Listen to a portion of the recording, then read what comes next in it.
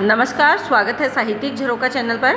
आज हम करेंगे मार्क्सवाद। मार्क्सवाद कार्ल मार्क्स के द्वारा एक विचार जो प्रतिपादित किया गया, उन्हीं विचारों का संकलन इसको कह सकते हैं मार्क्सवाद को। मार्क्सवाद से संबंधित जो कार्ल मार्क्स के जीवन से जुड़ी हुई वीडियो है वो मैं पहले बना चुकी हूँ। उसका लिंक मैं इस वीडियो के डिस्क्रिप्शन में डाल दूँगी, तो आप वहाँ से उसे कर सकते हैं। आज देखते हैं कि मार्क्सवाद क्या है, इसमें क्या विचारधाराएं हैं जो समाज को जिसने प्रभावित किया। तो चलिए शुरू करते हैं। देखिए, सबसे पहले मार्क्सवाद की परिभाषा। यहाँ पर परिभाषा को अगर हम देखें तो कार्ल मार्क्स और एंगल्स द्वारा जिस शोषण विहीन और वर्ग विहीन समाज की कल्पना की गई, जिसमें समानता पर अत्यधिक बल दिया गया, उसी विचारधारा को मार्क्सवाद कहा जाता है। देखिए, यहाँ पर कार्ल मार्क्स और एंगल्स दो नाम आ रहे हैं। इन्होंने किसकी कल्पना की थी? शोषण से रहित और वर्ग से रहित, यानी ऐसा समाज जहाँ शोषण जैसा कुछ भी ना हो और ऐसा समाज जो वर्ग में विभाजित ना हो। यहाँ समानता पर बल दिया गया है, सभी समान हो, चाहे कोई पूंजी से जुड़ा हुआ व्यक्ति है, पूंजीपति है, चाहे कोई निम्न है, निर्धन है, गरीब है, सब एक जैसा जीवन जिए। और इसी विचारधारा पर इन्होंने बल दिया और इसको क्या कहा गया है? मार्क्सवाद कहा गया है। मार्क्सवाद का उदय 19वीं शताब्दी के मध्य में हुआ, जब यूरोप में उदारवाद अपने चरम पर था, परंतु उदारवाद लोगों की अपेक्षाओं पर खरा नहीं उतरा। यानी लोगों ने जैसी आशा करी थी उदारवाद से, उसके अनुसार वो नहीं था। इसके विरोध में मार्क्स ने 1844 ईस्वी में वैज्ञानिक समाजवाद की स्थापना की। देखिए, चाहे मार्क्सवाद है, चाहे समाजवाद है, या फिर अगर देखें जो साहित्य में प्रगतिवाद है, ये एक ही तरह के विचार हैं, ये एक ही विचारधारा है, चाहे समाजवाद है चाहे प्रगतिवाद है। तो इसका मतलब क्या हुआ कि मार्क्सवाद क्या है? मार्क्सवाद एक ऐसी विचारधारा है जो समानता पर बल देता है, यानी समाज कैसा होना चाहिए? समानता पर आधारित समाज होना चाहिए। प्रगतिवाद भी तो शोषित और शोषण वर्ग जो शोषित है या जिनका शोषण किया जा रहा है, उन दोनों के बीच में जो बहुत खाई बढ़ गई है, उसको दूर करने का प्रयास कर रहा है। समाजवाद अगर देखिए तो समाजवाद या साम्यवाद, ये भी तो इसी विचारधारा पर आधारित है कि समाज कैसा हो, समानता की भावना या समता की विचार पर आधारित समाज होना चाहिए। तो ये मार्क्सवाद से ही प्रभावित, काव्य में उसे प्रगतिवाद और विचारों में अगर देखें सामाजिक दृष्टि से तो उसे क्या कहा गया है? समाजवाद कहा गया है। इसके बाद बात करते हैं मार्क्सवाद के कितने रूप हैं। देखिए, मार्क्सवाद को दो भागों में बांटा गया है। पहला है चिरसम्मत मार्क्सवाद और दूसरा क्या है? समकालीन मार्क्सवाद। यहाँ पर चिरसम्मत मार्क्सवाद की अगर बात करें तो इसके चार भेद किए गए हैं, या इसे चार भागों में विभाजित किया गया है। सबसे पहला है द्वंद्वात्मक भौतिकवाद, दूसरा है ऐतिहासिक भौतिकवाद, तीसरा है वर्ग संघर्ष का सिद्धांत और चौथा क्या है? अतिरिक्त मूल्य का सिद्धांत। इनके बारे में हम विस्तार से जानेंगे। तो सबसे पहले देखते हैं कि चिरसम्मत मार्क्सवाद क्या है। देखिए, कार्ल मार्क्स और एंगल्स द्वारा प्रतिपादित विचार जिसमें कोई परिवर्तन नहीं हुआ, उसे चिरसम्मत मार्क्सवाद के नाम से जाना जाता है। यानी जो कार्ल मार्क्स ने और एंगल्स ने जो विचार दिए थे, वो बिना किसी बदलाव के मान लिए गए, उसे हम क्या कहेंगे? चिरसम्मत मार्क्सवाद। इसमें सबसे पहला पॉइंट हमने क्या देखा था? द्वंद्वात्मक भौतिकवाद। यह सिद्धांत मार्क्स ने कहाँ से लिया है? हीगेल से लिया है। मार्क्स इसे सर्वांगीण जीवन दर्शन कहते हैं, यानी जो द्वंद्वात्मक भौतिकवाद है, यही सर्वांगीण जीवन का दर्शन है। भौतिकवादी जगत की घटनाएं अपने आंतरिक विरोध और संघर्ष के कारण द्वंद्ववादी प्रक्रियाओं के आधार पर विकास की ओर अग्रसर होती है, और यह विकास क्या है? गुणात्मक है। यानी इस भौतिक जगत में जो द्वंद्व चलता है, द्वंद्व क्या है? दो चीज़ों की आपस में जो प्रक्रिया चलती है, या दो विचारों के बीच में जो आंतरिक विरोध का भाव चलता है या संघर्ष जो चल रहा है, वो क्या है? द्वंद्ववादी प्रक्रिया है। और इसी प्रक्रिया के आधार पर विकास की ओर आगे बढ़ना, और ये विकास कैसा होता है? गुणात्मक होता है। उसे इन्होंने क्या है? द्वंद्वात्मक भौतिकवाद कहा है। दूसरा अगर हम इसमें देखें ऐतिहासिक भौतिकवाद। देखिए, ऐतिहासिक भौतिकवाद से अभिप्राय क्या है कि इतिहास के किसी भी युग में समाज के आर्थिक संबंध, समाज की प्रगति का रास्ता तैयार करना तथा कानून, बौद्धिक, नैतिक मूल्यों को निर्धारित करने से है। यहाँ पर इतिहास से हम इनको लेते हैं कि इतिहास में आर्थिक संबंध हमारे कैसे थे, समाज की प्रगति कैसे हुई थी, कानून क्या है, बौद्धिकता उस समय की क्या है, नैतिक मूल्य क्या है, इन सबको किसके आधार पर निर्धारित करना, ऐतिहासिकता के आधार पर निर्धारित करना। आर्थिक संबंधों में बदलाव करने से समाज के स्वरूप में बदलाव हो जाता है और यही बदलाव विकास का मुख्य आधार है। इन्होंने इसकी 3 अवस्थाएं मानी हैं, वाद करना, प्रतिवाद करना और बाद में क्या है, संवाद करना। एक विचार सामने आता है, दूसरा उसका प्रतिवाद करता है और आपस में दोनों बैठकर अपने अपने विचारों पर क्या करते हैं, संवाद करते हैं, तो एक नया मार्ग, नया रास्ता निकल आता है। ये किसमें है, ऐतिहासिक भौतिकवाद भी उन्होंने इसे शामिल किया है। उसके बाद आता है अतिरिक्त मूल्य का सिद्धांत। यहाँ पर अतिरिक्त मूल्य से अभिप्राय क्या है, काम का उचित मूल्य। किसी भी वस्तु का मूल्य श्रमिक वर्ग के परिश्रम का ही परिणाम है।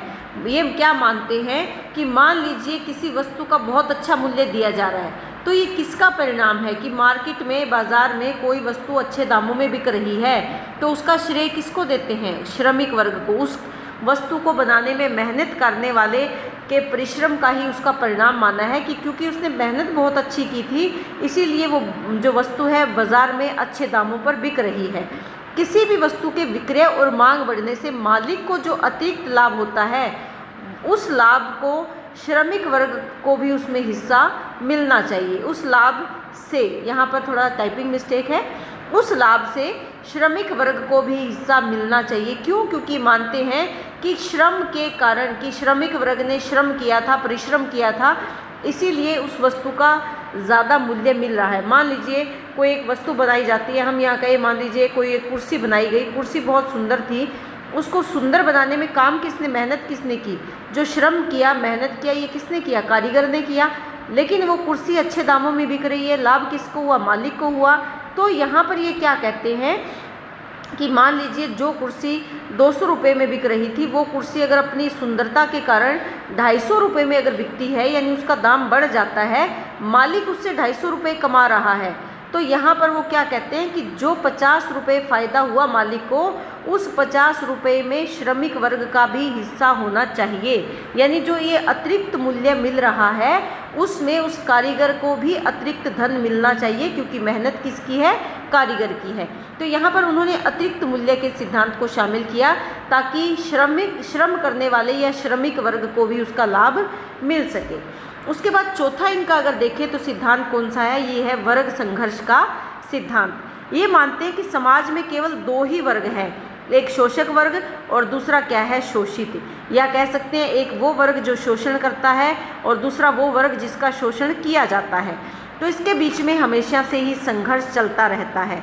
जब पूंजीपति वर्ग सुख के समस्त साधनों पर अधिकार कर लेता है, तब शोषित वर्ग क्रांति करके पूंजीपति वर्ग पर अधिकार कर लेता है तथा पूंजीपति वर्ग सर्वहारा, यह जो पूंजीपति वर्ग है वो सर्वहारा या शोषित बन जाता है।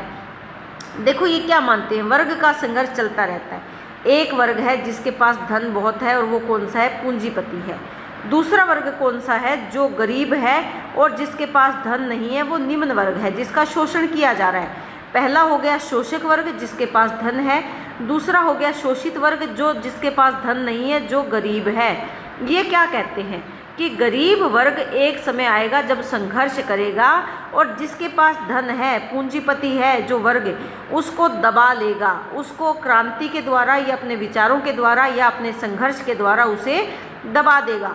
तब क्या होगा, जो गरीब है उसके पास क्या आ जाएगा, धन आ जाएगा और ये वर्ग पूंजीपति वर्ग बन जाएगा और जिसके पास धन है वो वर्ग गरीब बन जाएगा। क्यों? क्योंकि गरीब ने, जो ये वाला गरीब वर्ग था, उसने इसको दबा दिया, अपनी क्रांति से इसको हरा दिया। अब जो धनवान वर्ग है वो गरीब बन गया, ये फिर से संघर्ष करेगा और जो फिर पहले धनवान बना था संघर्ष करके, उस वर्ग के प्रति एक क्रांति होगी और फिर से जो धनवान वर्ग है वो गरीब हो जाएगा और गरीब वर्ग फिर से धनवान हो जाएगा। कहने का भाव है कि पूंजीपति वर्ग और निम्न वर्ग में हमेशा जो संघर्ष है वो चलता रहता है, यानी शोषक वर्ग और शोषित वर्ग में संघर्ष चलता रहता है। एक समय आता है जब शोषक वर्ग निम्न हो जाता है या गरीब हो जाता है और शोषित वर्ग धन प्राप्त करके पूंजीपति वर्ग बन जाता है और फिर से ये प्रक्रिया दोहराई जाती है और ये प्रक्रिया निरंतर चलती रहती है। एक बार धनवान वाला गरीब बन जाता है, गरीब वाला धन प्राप्त करके पूंजीपति बन जाता है, फिर से ये प्रक्रिया इसी प्रकार चलती रहती है। तो इन्होंने समाज को दो भागों में या दो वर्गों में बांटा और दोनों वर्गों में समय अनुसार निरंतर संघर्ष चलता रहता है। ये कौन सा सिद्धांत है? वर्ग संघर्ष का सिद्धांत है। इस सिद्धांत के आधार पर अगर हम चिरसम्मत मार्क्सवाद की विशेषताओं को देखें तो वो कौन कौन सी है? एक है हिंसक क्रांति का समर्थक, यानी जो मार्क्सवाद के विचारों को ज्यों का त्यों अपना रहे हैं, उसमें कोई बदलाव नहीं करते। उनका विचार क्या है कि अगर हमें कोई भी क्रांति करनी है तो उसमें अगर उसे हिंसक रूप दे दिया जाए तो वो कोई गलत नहीं है, बुरा नहीं है। समाज में बदलाव करने के लिए हिंसक क्रांति का होना आवश्यक है। दूसरा, ये मानते हैं कि शोषण विहीन समाज की स्थापना पर बल दिया है, यानी ऐसे समाज की स्थापना की जाए जहाँ पर शोषण ना किया जाए, ऐसा समाज की स्थापना पर इन्होंने बल दिया है। तीसरा, ऐसा समाज हो जहाँ पर वर्ग का विभाजन ना हो। वर्ग का विभाजन किसमें? उच्च वर्ग और निम्न वर्ग, ये विभाजन नहीं होना चाहिए। ऐसे समाज की हमें स्थापना करनी चाहिए। चौथा, ये मानते हैं यथार्थवाद पर बल, कि जो समाज की सच्चाई है, जो सत्यता है, उसे हमें स्वीकार करना चाहिए। जो हमारे जीवन में, हमारे समाज में, हमारे देश में जो यथार्थ है, जो जैसा है, यथार्थ यानी जैसा है, उसको उसी अनुसार हमें हमारी सच्चाई को, हमारी वास्तविकता को स्वीकार कर लेना चाहिए। धर्म का विरोध करते हैं। धर्म के आधार पर समाज का वर्ग विभाजन नहीं होना चाहिए। धर्म के आधार पर समाज को आडंबरों में लिप्त नहीं होना चाहिए। तो ये धर्म का विरोध करते हैं, यानी ये नास्तिकता पर बल देते हैं, आस्तिकता को ये अस्वीकार करते हैं। कला के प्रति उपयोगितावादी दृष्टिकोण, ये मानते हैं कि जो कला समाज के लिए उपयोगी है, कला ऐसी हो जो कैसी हो, समाज के लिए उपयोगी हो, जो जीवन के लिए उपयोगी हो, उसी कला का इन्होंने समर्थन किया है। तो वही कला को प्रोत्साहन देना चाहिए, उसी कला को प्रोत्साहन देना चाहिए जो उपयोगवादी हो। तो कला के प्रति इनका दृष्टिकोण कैसा है? उपयोगितावादी दृष्टिकोण इनका माना जाता है। तो ये चिरसम्मत मार्क्सवाद की विशेषताएं हैं। अगर आपसे सीधा पूछ लिया जाए कि मार्क्सवाद क्या है और उसकी क्या विशेषताएं हैं, तब आप मार्क्सवाद की परिभाषा देते हुए मार्क्सवाद की ये विशेषताएं लिख सकते हैं। चिरसम्मत का मतलब है जो विचार कार्ल मार्क्स ने या हीगल ने दिए थे, उन्हीं विचारों को एंगल्स ने दिए थे, उन्हीं विचारों को इन्होंने शामिल कर लिया और उन्हीं विचारों को लोगों ने आगे अपना लिया बिना किसी बदलाव के। तो ये मार्क्सवाद की विशेषताएं मानी जाती हैं।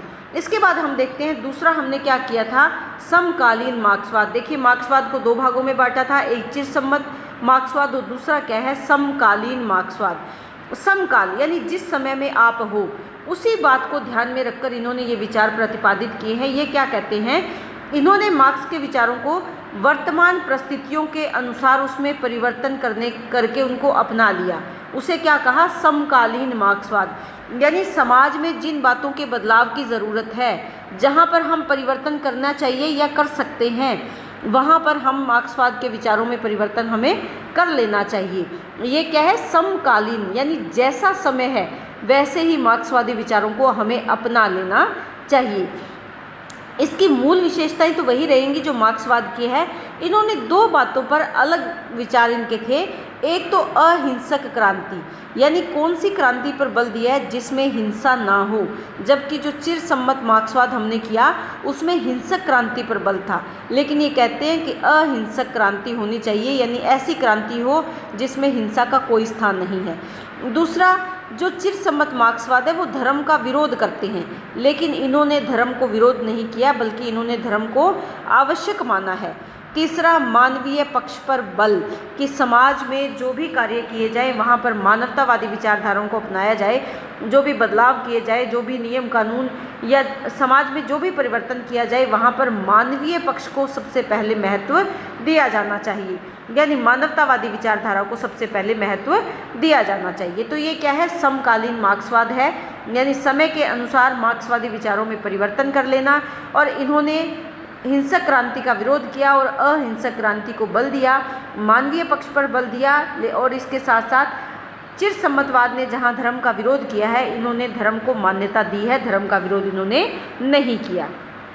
तो ये मार्क्सवाद क्या है, उसके विचार क्या हैं, कैसे उसका विभाजन किया गया है और मार्क्सवाद की विशेषताएं क्या है, इसके बारे में आज हमने विस्तार से जाना है। उम्मीद करती हूँ कि आपको ये विषय बहुत अच्छे से समझ में आया होगा। कमेंट करके ज़रूर बताएं। बहुत बहुत धन्यवाद। इसी तरह चैनल से जुड़े रहें, लाइक शेयर सब्सक्राइब ज़रूर करें।